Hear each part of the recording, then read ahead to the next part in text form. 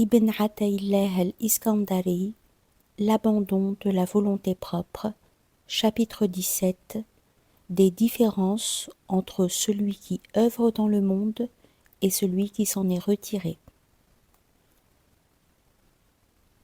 Peut-être concluras-tu de tout ce qui précède que celui qui œuvre dans le monde, el-mutasabbib, et celui qui s'en retire, el-mutajarrid, sont sur un même plan. Mais il n'en est rien cependant.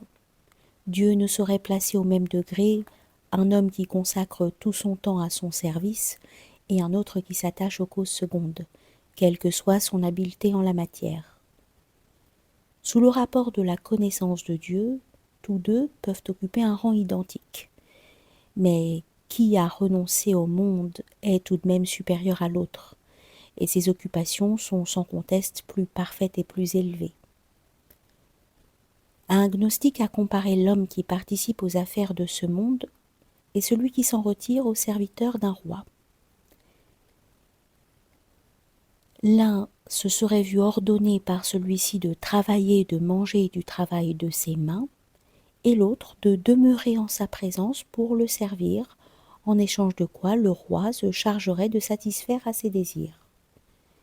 Ce dernier serviteur aura certes plus de prix au regard du roi que le premier, et le traitement de faveur que le roi lui prodigue est davantage significatif de sa sollicitude à son égard.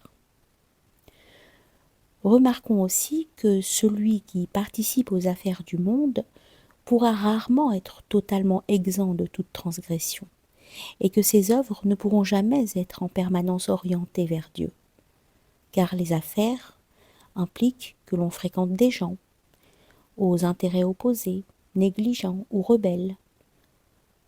Or rien n'aide davantage à l'obéissance que la fréquentation de ceux qui obéissent à Dieu, et rien ne pousse davantage au péché que la fréquentation des pécheurs. Ainsi que l'a affirmé le prophète alayhi salatu wassalam, l'homme a la religion de ses amis, aussi que chacun prenne garde à ses fréquentations. Aussi le poète a dit « Ne t'enquiers pas d'un tel, mais de ses amis seulement, puisque chacun de nous sur ses pairs se modèle. S'ils sont malfaisants, éloigne-t'en au plus vite, mais s'ils sont gens de bien, leur fréquentation te guidera. » L'âme a une tendance innée à imiter ses semblables, à se parer des attributs de ceux qu'elle côtoie et même à les concurrencer sur ce terrain.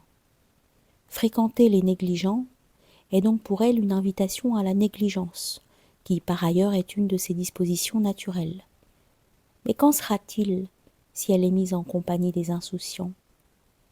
Tu conviendras avec moi, ô mon frère, que Dieu t'accorde la réussite, que ton âme n'a pas les mêmes dispositions lorsque tu sors de ta demeure, apaisé, résolu à obéir à ton Seigneur et pénétré de lumière, que lorsque tu y reviens.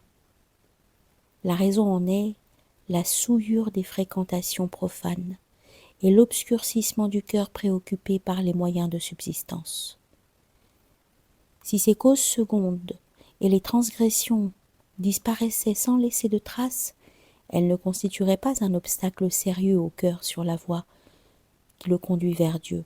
Malheureusement, elles sont comme le feu qui, même éteint, laisse calciner l'objet qu'il a dévoré. C'est pourquoi deux qualités sont nécessaires à celui qui se mêle des affaires de ce monde. Il doit être savant et avoir la crainte de Dieu. La science lui permettra de distinguer le licite de l'illicite dans les statuts de la vente, du change, de la vente à terme, etc. et dans tout ce qui en découle, ainsi que les caractères obligatoires, tolérés ou imposés de ces transactions. Quant à la crainte, elle l'empêchera de commettre des turpitudes.